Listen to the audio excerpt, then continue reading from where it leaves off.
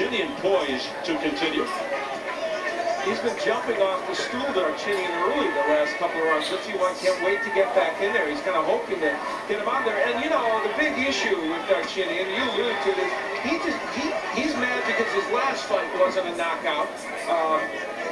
And they stopped the fight, and he felt that it shouldn't have gone to the scorecard. It should have been called a stoppage. He wants every fight to end in a knockout. So right now, you know what's going on in Victor Darchinyan's mind. I do not want this fight to go the distance. Yeah, that's a slip. Again, I think the feet came together. Oh, there was quite a driving left hand into the belly of Victor Burgos. Yeah, he wants every fight to be a knockout.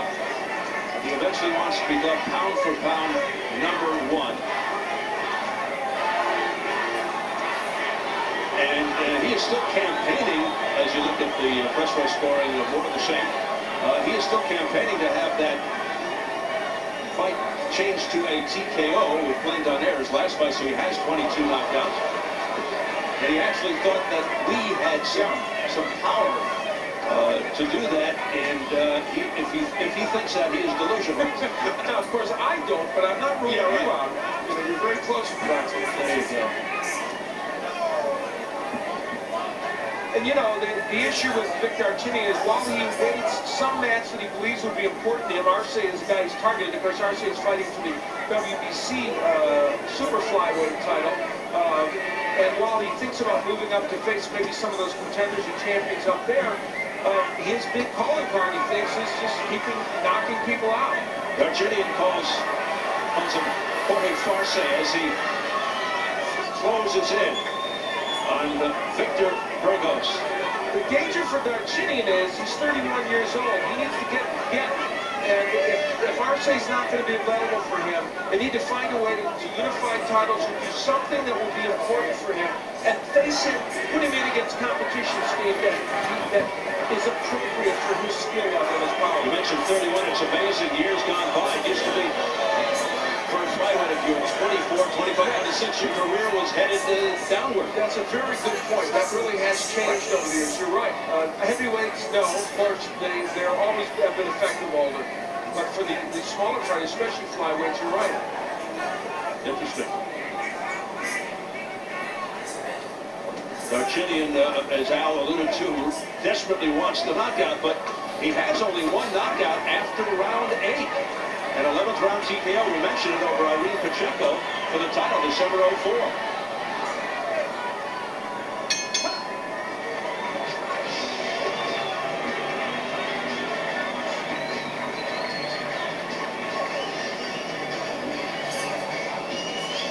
You need to know what you got to do.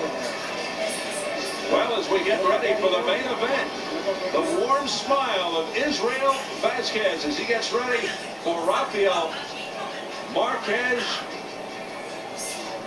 in a fight that so many people have been waiting for the WBC Super Bantamweight crown. As you look at Israel Vasquez, I think there's one statement we can make.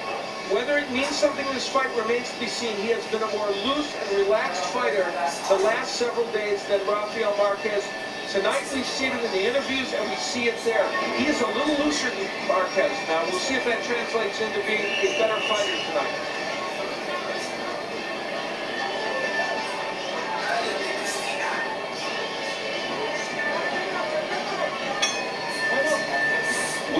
Double figures. Who thought that was going to happen? Definitely not Darchinyan. No.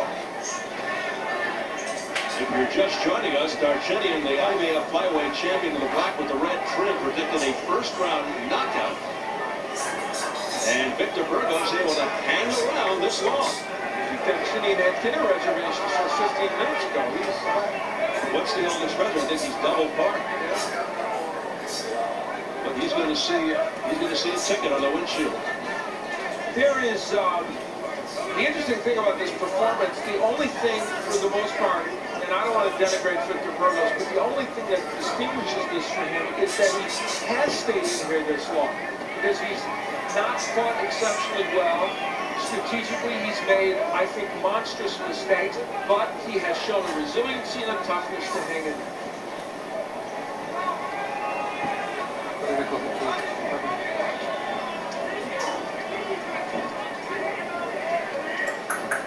Darchinyan, who took up boxing at the age of 8, the son of a gas station owner in Armenia. Prolific amateur career, represented Armenia at the 2000 Sydney Olympics, losing in the third fight to a fighter from Kazakhstan. Former champ Jeff Fennick, instrumental in his transition to Australia. Became an Australian citizen in 2004, and he is fluent in 3 languages of Armenian, Russian, and English. Preparing for his marriage in Armenia, his fiancée is Russian, and recently opened an Armenian restaurant in Sydney named after the Raging Bull, which is his nickname. You know, as he looks ahead, he says to himself, I'm going to step up in weight, which he likely will do. Let's say he can't get our sake. There are people he can fight. For instance, Israel Vasquez, who will be fighting, of course, shortly. He's a stablemate of Martin Castillo, who's one of the top-rated super flyweights. He would be a great matchup, and that might be one that they can make. Dmitry Kirillov, who we saw here on Showtime, who was very, very good. You know, we could play a matchmaker, but I think that's kind of what the fans are thinking.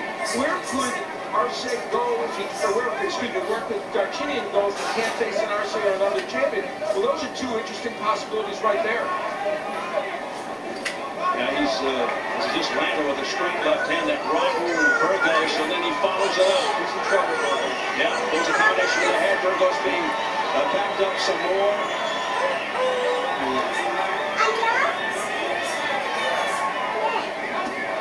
Big body shot by Darchinyan with the left hand. Now he goes upstairs. Burgos inviting him in. It's a tough kick. Burgos way behind on this fight, but he is game. And John Charlie looking in very closely. But Darchinyan backed up at the last second, and Burgos survives.